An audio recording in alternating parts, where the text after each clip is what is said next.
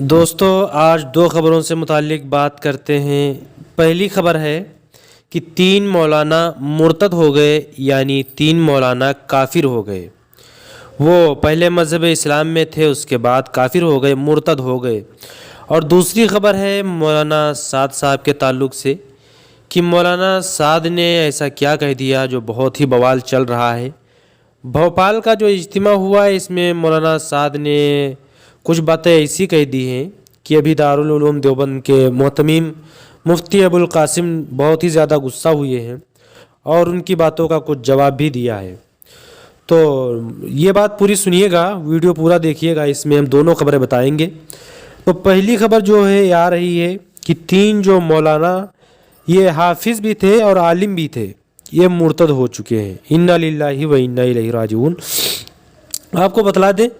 یہ خبر یاسر ندیم الواجدی نے دی ہے۔ یہ مولانا یاسر ندیم ہیں الواجدی، تو انہوں نے ایک خبر دی ہے اور کہا ہے کہ آپ خود بتائیے کہ اتنے دن ہم اور آپ یہ سنتے ہوئے آ رہے ہیں کہ فلاں آدمی مرتد ہو گیا ہے، وہ اس چکر میں مرتد ہو گیا ہے کہ اس کو پیسہ مل رہا تھا غیر مسلموں کی طرف سے، یا کیسے بھی مرتد ہو گیا ہے، کافر ہو گیا ہے، اس طرح کی خبریں سنتے تھے۔ اور دوسری بات یہ ہے کہ ہم اور آپ یہ خبر بھی بہت سنتے آ رہے ہیں کہ جیسے آج کل جو مسلمان لڑکیاں ہیں، کالج میں پڑھنے والی لڑکیاں ہیں، وہ کالج جب جاتی ہیں غیر مسلموں کے ساتھ بیٹھتی ہیں۔ آپ کو معلوم ہے کہ کالجوں میں لڑکے اور لڑکیاں ایک جگہ بیٹھ کے تعلیم حاصل کرتی ہیں، پڑھتی ہیں، تو اسی میں محبت ہو گئی، ان کا چکر چلنے لگا اور اسی چکر میں انہوں نے ان سے شادی کر لی۔ مسلمان لڑکیاں غیر مسلم لڑکوں کے ساتھ شادی کر رہی ہیں، اور اس سے بڑی بات یہ ہے کہ اپنا مذہب بھی چھوڑ رہی ہیں، وہ ہندو بن رہی ہیں۔ یہ ایک نہیں، ہزاروں لڑکیوں کے بارے میں ہم نے اور آپ نے سنا بھی ہے۔ اس طرح کی خبریں ہم نے بہت سی سنی ہیں کہ فلاں مسلم لڑکی وہ مندر گئی اور وہاں اس نے شادی کر لیا، اور اس طرح کی خبریں سامنے سے گزرا کرتی ہیں کہ فلاں آدمی وہ ایسا تھا ویسا تھا، پھر وہ غیر مسلم بن گیا، یعنی مرتد ہو گیا۔ اس طرح کی خبریں ہم نے اور آپ نے بہت سنی ہیں،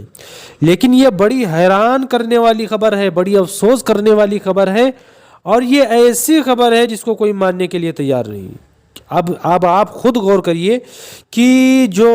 یہ 3 علماء، 3 مولانا جو مرتد ہوئے ہیں، جو کافر ہوئے ہیں، تو یہ بھی آپ کو بتا دیں یہ انگلینڈ کے ہیں، یہ انگلینڈ کے ہیں، جو حافظ بھی ہیں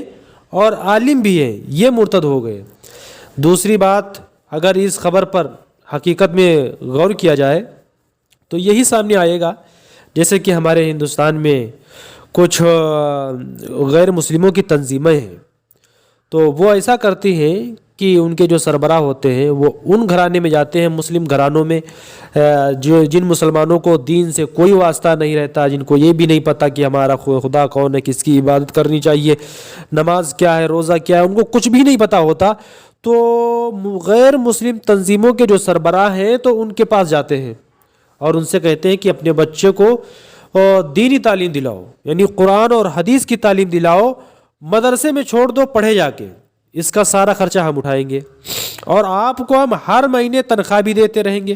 جتنا لو، 50,000، 60,000، 70,000۔ تو وہ مسلمان جن کے دل میں ایمان بھی نہیں ہے تو وہ کہتے ہیں بھائی یہ تو ٹھیک ہے، ہم کو بیٹھے بیٹھے پیسہ مل رہا ہے اور بچوں کی پڑھائی بھی ہو رہی ہے، لیکن ایک شرط لگا دیتے ہیں۔ غیر مسلموں کی جو تنظیم ہے تو ایک شرط لگا دیتی ہے، اور شرط یہ لگاتی ہے کہ جیسا ہم کہیں گے بچہ آپ کا ویسا ہی چلے گا۔ جی ہاں، جیسا ہم کہیں گے ویسا فتویٰ دے گا، جیسا ہم کہیں گے ویسا بیان دے گا۔